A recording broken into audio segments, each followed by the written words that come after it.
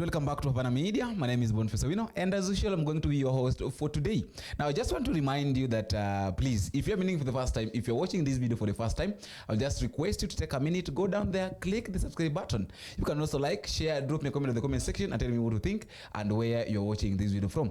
It's normally very usual to tell me if you're watching within the country, which county are you watching these videos from? And if you're outside the country, you can also tell me which country are you watching these videos from. I really appreciate those who are watching from Los Angeles, those are watching from Nigeria, from Algeria, from United States of America, from Germany, from Arabs. Thank you very much. May God bless you. Asante sana. Now, I just want us to go back direct to our discussion. But before that, I've been visited by Professor Fred Ogola here, the DVC of Uzima University. Very much important to note that this guy next to me is the current DVC of Uzima University, a very learned friend, a very learned man in Kenya, holds very many degrees, very many PhDs, but he'll tell us more about that. I want to give him a chance to tell us more about himself, because maybe some of you are meeting him for the first time. And for those who are meeting him for the second, third, fourth, fifth time, it's also good to listen to him once again before we jump back to our discussion. Prof. How are you, my brother? I'm fine, and you? Very well. I'm very happy to see you again. Yes. Yeah, can you tell us? Just do your work. Like you see, there's no point of me saying I'm visiting the VC. He has given me work. Yeah. I deliver. These so many visits and greetings and rest for what?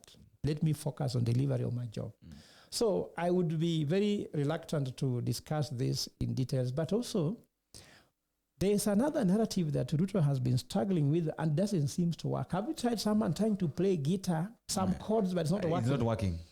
He's been saying now, Wakenya, tunataka tuungane pamoja. He made this speech on Jamhuri Day also. He's been talking about it in Mombasa. He talked about it in Kondele. He talks about it in church. People are looking and we are not divided. Kenyans are united. We are not divided, Kenyans are united. That they want service delivery. That they want integrity in leadership, accountability, and transparency. They want you to fix the education. They want you to fix healthcare. Those are united. If you talk there, they listen to you. But talking about, I don't know, let's unite. Let me tell you, Luos, Kikuyus, Kambas, they're united. There's no disunity in Kenya. Yeah. So this won't work. The only thing that unites Kenyans is, can every Kenyan go to hospital and get free healthcare, or at least get working healthcare system? Can education work? Can Kenyans get jobs? Now this job abroad, it's not working. It's not working, isn't it? Yeah, it's not working. I saw these things of Grammy Awards. Mahara Grammy Award 500 million. It's wrong. They said it was not given. It's not rumors. It's wrong. It's wrong because the money was not given. And Bon, I want to finish this segment by saying that I'm so disappointed because, I used to be, I had always desired to be a priest in my life. And I talked to religious leaders over the weekend. Actually, my parish priest. And my parish priest is a missionary because I went to Guadalupe Parish. Do you know that missionaries used to pay 15,000 shillings to get a work permit to work in Kenya? When Ruto took office, this has gone to 150,000. From 15? Yes, that are 1,000% increment. Now, missionaries offer between 70 to 85% of social services. So they should actually be given an exemption. Now, if you have so many missionaries working in your diocese, for example, Bishop Obala in Ngong, Bishop Anyolo in Nairobi, Bishop Muhatia in Kisumu, Bishop Martin Kivuva down there in the coast, you have the bishop in Homa Bay, Bungoma, Kakamega.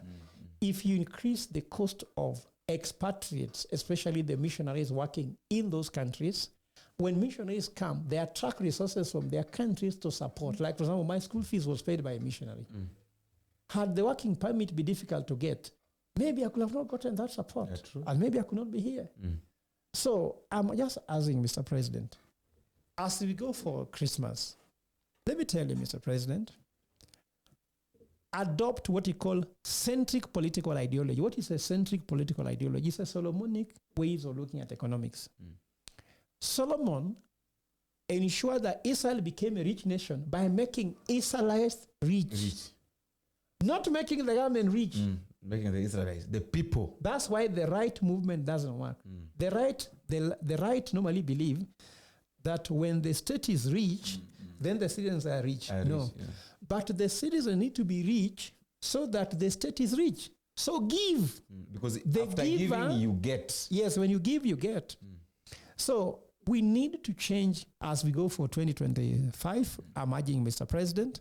Me, I'm an economist. I'm an academic. I'm a scholar. I'm not in politics, isn't it? I'm just urging you as a Kenyan leader who understands economics. Give Kenyans. The policemen need to have higher salary increment. Yes. When you increase salaries of policemen, you collect the taxes because they'll start buying things. They'll drink here and there, isn't it? Because they have the money to spend. They have the money to spend. The money comes back to you. If you give a Kenyan 10,000 in the morning, in the afternoon, you have almost everything back because they have debts to pay. When they pay debt, somebody spend that money in buying boga, buying githeri, buying what. So give people money. These things of cutting people, pending bills, pending wages, pending salaries, doctors on strike. When doctors will stop striking, the economy will boom. Imagine if every doctor akonado. Imagine if every teacher has money in your neighborhood. You understand? They'll be able to consume everything and anything which is needed, and the economy will grow. When the military will be added salaries, for example, if I would be president tomorrow, I will ensure that the key working population like teachers, doctors, military, policemen, security guards. When you add salary there, you increase what? Buying power. And when the buying power increases, you increase the growth of businesses. The small businesses will grow. Like now, look, when you just sit on this road, Ngong Road, you see young boys and girls moving from Kawangware carrying kangumu. And they pass by every gate where there's a watchman, security guard. They sell them a cup of tea and kangumu. That kangumu is wheat. So the more those people can buy kangumu, can buy mandazi, can buy chapati, can buy mandondo, can buy, the more you are actually be able to collect taxes, isn't it? So I believe on give, then you get. Tell me a country with rich citizens, and I'll tell you a rich country. But tell me a country with pending bills, high pending salaries, high pending wages, low salary, and I'll tell you a very poor country. And why Kenyans are desperate. That's why people, when people are poor, they're hurt. They're not just hurt, but also they have time. Do you know why there's a lot of criticism around the president? Because Kenyans are poor, they have nothing to do, they are unemployed, they have time to generate those cartoons the kasongos, and they have time to watch them. That's why even the viewership of everything coming, viewership is 1,500,000, 600,000. Even what we are saying now, people will watch because they want to understand what's going on. But in an economy which is performing, no one wants to understand the economic model because they have food. When you have food, do you understand the economic model of how food is being made? No. So this thing, when the president says that he wants to stop subsidizing consumption and they want to subsidize production, economy cannot be looked at from only one side. There must be a balance between consumption and production. If there's no money for consumption, even if you produce, who will buy from you? No one. Economy does not lie, my brother. I remember during COVID-19 when I was tasked to do some work for FKE, Federation of Kenyan Employers. There was argument among the sector in the hotel industry, just among employing industry, that we should give subsidies to farmers who produce tomatoes, onions, cabbage, sukuma, spinach, those ones. But because they said, because of lockdown, hotels were suffering, we should not give money to the hotel industry. And ask them, this is stupid. Who consume tomatoes? Who consume onions? So if you close down hotels and you're producing tomatoes so that you eat them. So we can never always look at only one side. There must be a balance between the production, and the consumption. And do you know why China is now a superpower? Do you know why China is number one in terms of purchasing power? No. China has economy. They have enough population to produce and enough population to consume their own. That's why US cannot give them sanction. How do you sanction 1.7 billion people? It's difficult. They can produce their own food and eat their own food. They eat their own food. Let me surprise you with statistics. India is the largest producer of food in the world. India. The same India is the largest consumer of food in the world. The same India is the largest importer of food. They are the largest producer, the largest importer, the largest consumer, but maybe not the largest exporter because China is there. But look at that. Largest producer, largest importer, largest consumer. Do you know how many kilograms of meat is consumed in India? 1.5 billion people, isn't it? So 1.5 billion people. If on average in your home you eat 10 kgs of meat in a month, isn't it? So 1 month, if there are around 1 billion households, those are 8 billion kgs of meat per month, times 12. So you cannot threaten a country that has got both consumption and production. And that's a challenge the economic model headed by David D. As an economist, let us not cheat each other. You need both consumption and production because you cannot produce if there's no consumption. Yes. The fact that there are fake degrees issued by some universities means that there are some people willing to buy fake degrees. Yeah. Sivyo. Even prostitution. When you blame women who go to the street for prostitution, blame men who go. Blame the men who consume the product. So consumption and production must balance. Like you see now, there's a time when Embakasi estates were complaining and people went on social media to blame the women who used to by around 4. There were a lot of people displaying flesh along Embakasi estates, isn't it?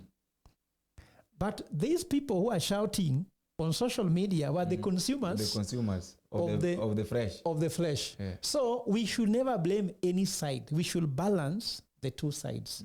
I'm not propagating for prostitution, of course. I'm simply trying to say it is there because there are people who do it. Fake degrees are there because who are doing it. There's corruption, there's bribery because there are people who take bribes. And there are those who give bribes.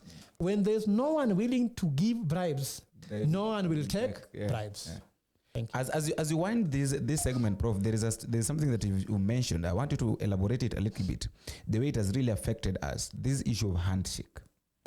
So you saw it with the Raila, and you know it's just circulate between Raila. Raila, it started Raila with Kibaki, then Raila with Uhuru. No, it started with Moi. Moi, yeah. The time of Moi, then Kibaki. In fact, all these governments. Yeah. So how has it affected this government? I've told you, handshakes are weaknesses. When someone seeks a handshake, it means there's a weakness they are seeking. Yeah, so Moi was not performing, so he created a handshake with Raila Odinga. But that was supposed to stabilize the country. Actually, it destabilized the country. It's destabilized even Kanu. Kanu almost collapsed, but I think Kanu is gone. Isn't it? Gone, yeah. So Raila became the Secretary General of Kanu. So Kanu was supposed to be very strong, but actually Kanu died. So the handshake between Kanu and LDP killed Kanu and LDP also. LDP also. Raila was fortunate to throw LDP before it collapsed and then jump into ODM. And now the handshake between ODM and UD has killed both UD and ODM. Yeah, that's obvious. ODM and UD is gone. In fact, Ruto might. I almost can bet 90% chance Ruto is not going to run in UDA. There'll be no UDA. And ODM is dead. Yeah, technically. Why I'm saying ODM is dead technically is that Raila Odinga has been the heart, the soul, the eyes, the blood of ODM. So when Raila is in Addis Ababa, unless ODM headquarters move from Orange House to Addis Ababa, is dead. Because the guy is brought there. Look at the people in ODM at the moment. People like Gladys Wanga just wanaika tu masherehe. No, nothing. There's nothing. And they have not managed well succession plan because they have not allowed the young blood to come into ODM. When Raila left, instead of creating a room and a vacuum for young, fresh ideas to come in, they were hoarding and elbowing anybody who could come closer. Babu Owino is struggling to find space in ODM yet.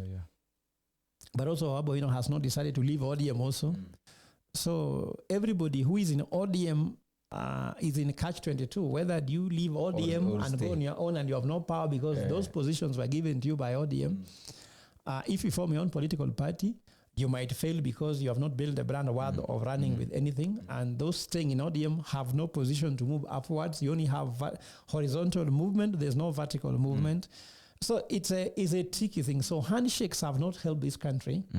But you see, if you look again, another example to give, ANC has been ruling South Africa for a long time without a handshake. It is this government now they formed last year that now they finally have to bring in another partner to help them take power. You saw even in the UK, when Labour Party was ruling, when they could not make the numbers in the House, they handshaked another political party to take power. Take power of the House. When they came in the fourth, that's why you saw that since Tony Blair left as the leader for Labour Party, there have been over 7 prime ministers. You come, some people finish 3 weeks, they are gone. Somebody finishes a month, they are gone. You see Theresa May, Gordon Brown, David Cameron, isn't it? Name them. Now Sunak also gone. You see, 7. There is no stability because the handshakes normally bring weaknesses around.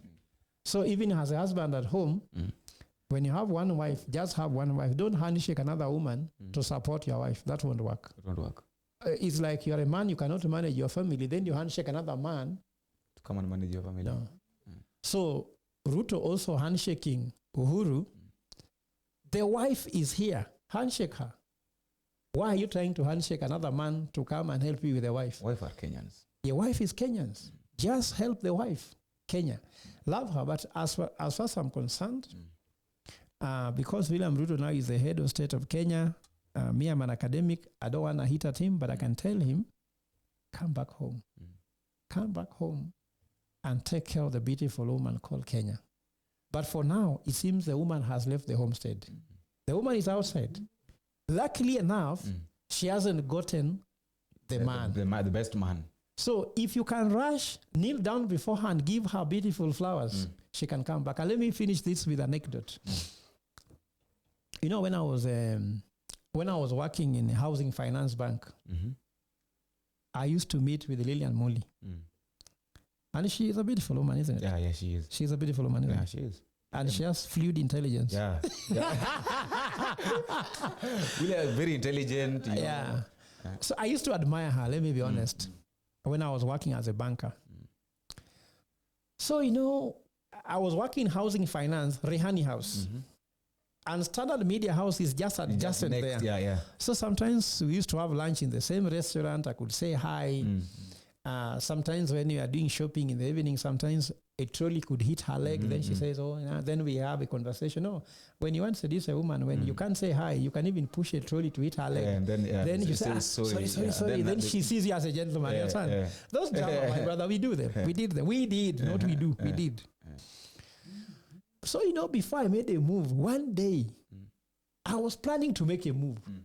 Then one day, the ex-boyfriend came to Kenyatta Avenue. I don't know whether it was Leila Muli's birthday. In front of those vehicles on Kenyatta Avenue. Knelt down with flowers and gave her. She went back to him. And they are married now. So I can tell Mr. President, the woman has left home, just like Lillian Muli. You can still kneel down with the Christmas flowers. And these are not flowers I'm talking about. The flowers here, a fixed education, the SHA, fixed healthcare, SHA.